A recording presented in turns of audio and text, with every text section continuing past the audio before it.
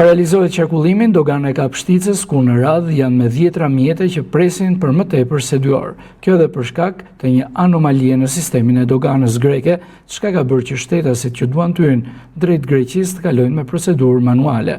Kjo nuk është hera e parë që sistemi i policisë kufitare greke has probleme duke sjellë radhë të gjata dhe pritje në kufi.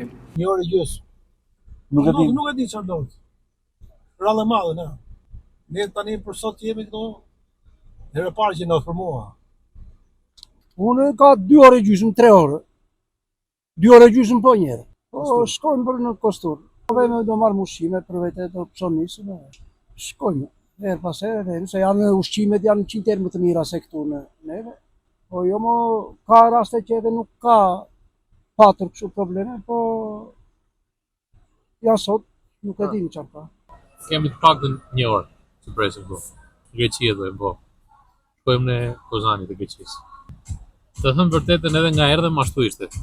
Ashtu kishte radhë madhe.